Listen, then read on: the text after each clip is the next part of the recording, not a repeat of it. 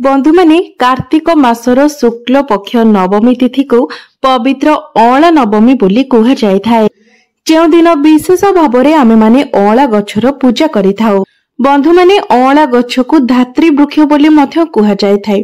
तेबे अँला नवमी दिन धात्री वृक्ष को किपरि भाव में पूजा करा जाए, घरे अँला नवमी पूजा विधि कौन सबु रही, किपरि भाव में अँला नवमी दिनटी को आमे माने पालन करिबा, से संपर्क में आज वीडियो रे आमे माने विस्तार रूप में आलोचना करिबा।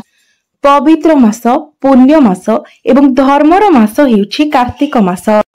जो पवित्र मासरे आमे समस्त देवादेवी मानकर आराधना करिथाउ एवं 33 कोटी देवादेवी एही कार्तिक मासरे आमर धराधाम को अवतरण करिथांती एवं आमर धराधाम रे ही विराजमान रहिथांती।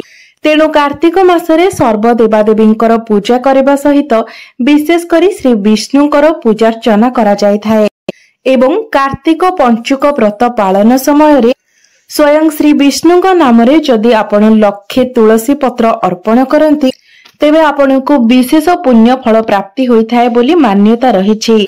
एहा सहित कार्तिक मास सारा कार्तिक पुराण पाठ करबा सहित एवं कार्तिक महात्म्य सुनिबा अत्यंत पुण्य फलदायी बोली मान जाइथाए एवं जो माने राई दामोदर व्रत पालन करूछंती सेमाने एही मास सारा राई दामोदरंक उद्देश्य रे पूजार्चना करिथांती। तेबे बंधु माने एहा थिला कार्तिक मासर विधि विषय रे। बंधु माने कार्तिक शुक्ल नवमी अर्थात अँला नवमी एही दिन ठारू मध्य अनेक व्यक्ति माने कार्तिक व्रत आरंभ करिथांती। प्रायतः अनेकांश व्यक्ति जो माने कार्तिक मास सारा कार्तिक व्रत पालन करि पारंती नाही सेमाने कार्तिक शुक्ल नवमी बा अँला नवमी ठारू कार्तिक व्रत आरंभ करिथांती एवं अनेक व्यक्ति देवोत्थापन एकादशी किंबा बड़ एकादशी ठारू मध्य कार्तिक व्रतर आरंभ करिथांती। तेबे अँला नवमीटी हेउछि कार्तिक मासर एक श्रेष्ठ दिन। दीपावली दिन भली एही अँला नवमी दिनटी को मध्य एक श्रेष्ठ दिन भावरे विवेचना करा जायथाए, कारण अनेक व्यक्ति एही दिन ठारू कार्तिक व्रत को आरंभ करिथांती। तेबे अँला शब्दटी ही आपण जानि पारुथिबे जे अँला नवमीर दिनटी अँला सहित ओतप्रोत भावरे जड़ित। एही दिन श्री विष्णु को अँला फल प्रदान करा जायथाए। साधारणतः आमर तीनोटी गछ को अत्यंत पवित्र बोली मान्यता रहिछि। प्रथम रे हेउछि तुलसी, द्वितीय रे हेउछि मालती एवं तृतीय रे हेउछि अँला। एही तीनोटी गछ स्वयं श्री विष्णु एवं मां लक्ष्मींकर अत्यंत प्रिय अटे, कारण लक्ष्मी नारायण स्वयं एही तीनोटी गछरे बास करिथांती। सेथिपाई कार्तिक मास सारा विशेष करी पंचुक 5 दिन एही तीनोटी गछ को विशेष रीति रे पूजार्चना करा जायथाए। तेबे अँला नवमी दिन अँला गछटी को अति विशेष रीति रे पूजार्चना करा जायथाए। एही दिन अँला गछ को पूजा करिबा सहित अँला गछर परिक्रमा करा जायथाए एवं अँला फल को लक्ष्मी नारायण को समर्पण करा जायथाए। सर्व देवादेवी को आवाहन करी अँला फल मध्य प्रदान करा जायथाए एवं श्री विष्णुंकर पूजा रे अँला पत्र एवं अँला डालर मध्य व्यवहार करा जायथाए।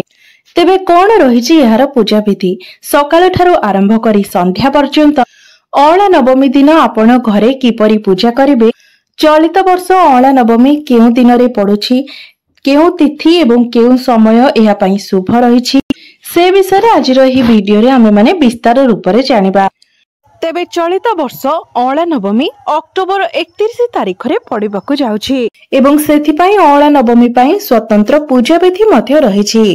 तेबे अँला नवमी दिन आपण माने ब्रह्म मुहूर्तरु शय्या त्याग करी निजर स्नान कार्य समापन करि नियंतु। एमितिरे भी जो माने व्रत करिथांती से माने कार्तिक मास सारा ही ब्रह्म मुहूर्त रे उठी स्नान करि नियंती, जाको कि आमे कार्तिक स्नान बोली कहिथाउ एवं कार्तिक मासरे स्नानर बहुत अधिक महत्व रही थाए। ब्रह्म मुहूर्त रे उठी स्नान करिवार कार्तिक मासरे एक विशेष महत्व रहिछि।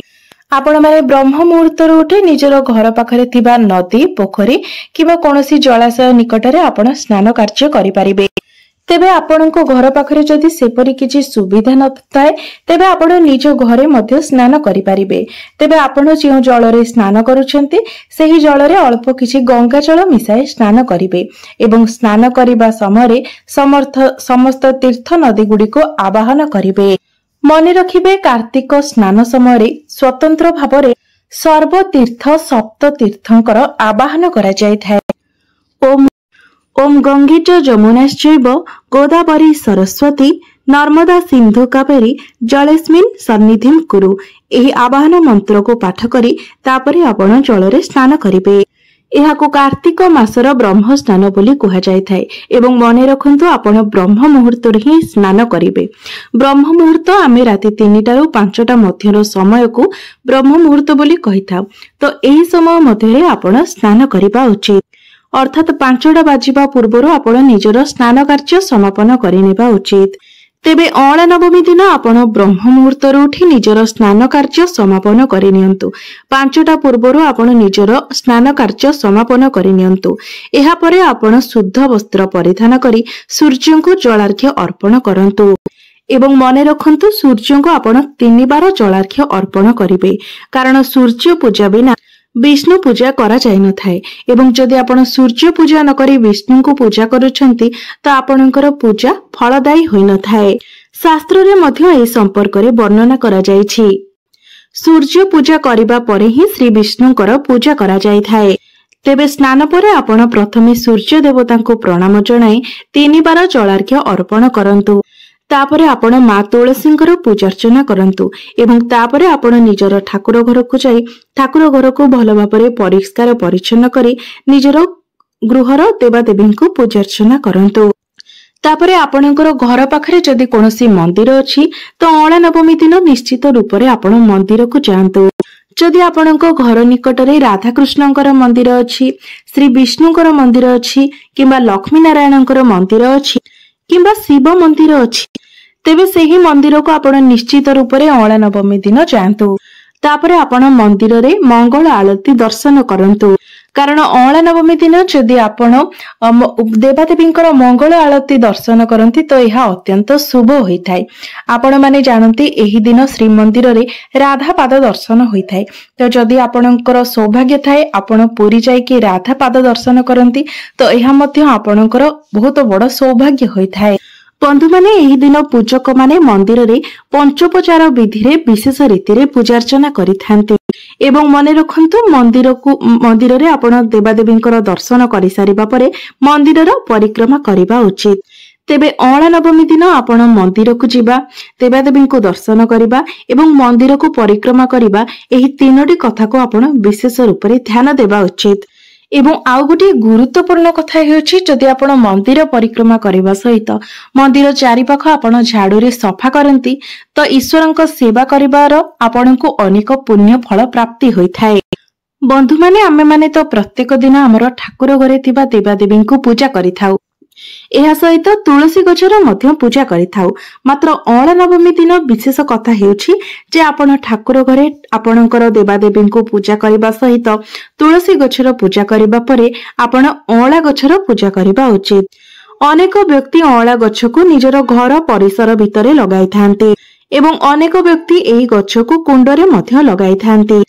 तेबे जेउ मानकर घर परिसर भितरे अळा गछ नाही किंबा सेमाने कुंडरे मध्य अळा गछ लगाई नाहांती तो आपण ता पूर्व दिन ठार गोटे अळा डाळ नै आसंतु एवं आपणको घर रे गोटे माटी कुंडरे सेही अळा डाळ को पति दियंतु एवं अळा नवमी दिन सेही डाळ को आपण मध्य यथा विधि रे पूजार्चना करि पारिबे एवं आपणकर पूजा सरिबा परे सेही अळा डाळ को आपण कोनोसी प्रवाहित जल रे विसर्जन करि पारिबे।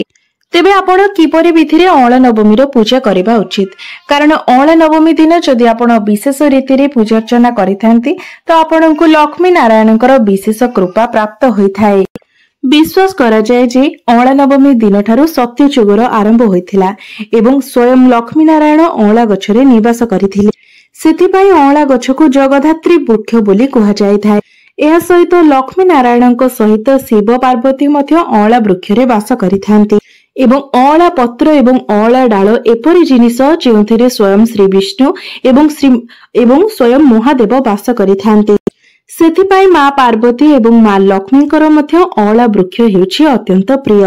सेथिपाई अळा नवमी दिन जदि आपण विधिवत भाबरे श्रद्धा पूर्वक अळा गछर पूजा करंती तेबे शिव पार्वती एवं लक्ष्मी नारायण ए उभयंकर कृपा आपणको प्राप्ति होइथाय। तेबे आसंतु जानिबा आपण किपरि भाबरे अळा गछको एही दिन पूजा करिवे। जदि आपणको घर परिसर भितरे अँला वृक्ष अछि किबा आपण अँला डाल आनी कुंडरे लगाइछन्ती तेबे सर्वप्रथम कथा हेउछि आपण अँला गछर चारि पाखकु भल भाबरे परिष्कार परिच्छन्न करिदेबे। कारण जेमिति आमे तुलसी पूजा करबा समय तुलसी चारि पाखकु आमे परिष्कार परिच्छन्न करिथाउ सेमिति अँला गछको पूजा करबा समय आपण अँला गछर चतुर्पार्श्व भल भाबरे परिष्कार करिनेबा उचित। तापरे आपण सेही जागारे किछि गंगा जल छिंची देबे। तापरे आपण नाली माटी रे मुरुज पकाई देबे। एसबु करि सारिबा परे आपण अँला वृक्ष को स्नान कराइबे। कारण आमे जे कोनोसी भी पूजा अर्चना करिथाउ आमे जहाको उद्देश्य रे पूजा करिथाउ आमे पूजा पूर्वरु प्रथमे तांको स्नान कराइथाउ। तेबे आपण किपरि भाबरे स्नान कराइबे जे जल रे आपण स्नान कराइबे सेही जल रे आपण किछि गंगा जल एवं किछि हळदी मिसाइ नेबे। कारण जेहेतु अँला गछको आमे धात्री वृक्ष बोली मानुछे मा बोली मानुछे तेनो हळदी एवं गंगा जल मिसाई पित्तल ढाल रे आमे अँला गछको स्नान कराइबा उचित। तेबे सेही जल को आपण अँला वृक्षर मूल रे 3 बार अर्पण करिबे। तापरे आपण दुई हाथ को टेकी जेपरि आमे तुलसी गछरे जल अर्पण करिथाउ तो अँला गछर मूल ठारू आरंभ करी अँला गछर अग पर्यंत आपण 3 बार जल अर्पण करिबे। तापरे आपण अँला गछ को नाली रंगर चुनुरी अर्पण करिबे अर्थात नाली रंगर ओढ़णी अर्पण करिबे एवं नाली चूड़ी मध्य अर्पण करिबे एवं सिंदूर मध्य अर्पण करिबे। जेहेतु अँला गछ हेउछन्ती मां लक्ष्मीकर स्वरूप एवं मां लक्ष्मी हेउछन्ती सदबा तेणु आपण अँला गछ को नाली चूड़ी शंखा सिंदूर एवं ओढ़णी अर्पण करिबे। तापरे पंचोपचार विधि रे गंध पुष्प धूप दीप एवं नैवेद्य एही पंचोपचार विधि रे आपण अँला गछ को पूजा करिबे। परिशेष रे आपण 3 बार आरती करिबे। अँला वृक्ष को अँला नवमी दिन पूजा करि सारिबा परे अँला वृक्षर परिक्रमा निश्चित भाबरे करिबे। कारण एही दिन अँला वृक्षर परिक्रमा करिबा द्वारा आपनकु सर्व पुण्य फल प्राप्ति होइथाय एवं आपनकर पाप मध्य क्षय होइथाय। सेथिपाई 3 बार किंबा 5 बार किंबा 7 बार आपण अँला वृक्ष को परिक्रमा करिबे। तापरे आपणकर जे मनस्कामना रहिथिबो बा जे संकल्प आपण करिथिबे ताहाको आपण मनरे भाबी गोटे सालु कनारे गुआटीए बांधी आपण अँला डाल रे बांधी देबे। एपरि करिबा द्वारा आपणकर समस्त मनस्कामना पूर्ण होइथाय बोली विश्वास रहिछि। एहा सहित एपरि मध्य मान्यता रहिछि जे जदि आपण अँला नवमी दिन किछि समय बाहर करी अँला वृक्ष मूलरे अँला गछर छाई रे बसंती तो आपणको अनेक पुण्य फल प्राप्ति हेबा सहित आपणको मानसिक शांति मध्य मिलिथाय। एहा सहित अँला नवमी दिन अँला कोली रे माला प्रस्तुत करी राधा कृष्ण एवं श्री विष्णु एवं मां लक्ष्मी को मध्य अर्पण करा जायथाय। एहा सहित मां पार्वती एवं शिव शंकरଙ୍କୁ मध्य अँलार माला प्रदान करा जायथाय। तेबे बंधु माने मोर ही भिडियोटी जदि आपण मानकु भलो लागि थाए तेबे भिडियोटी को लाइक करी चैनल टी को सब्सक्राइब करि देबे एवं कमेंट बॉक्स रे जय श्री विष्णु जय मां लक्ष्मी निश्चय लिखिबे।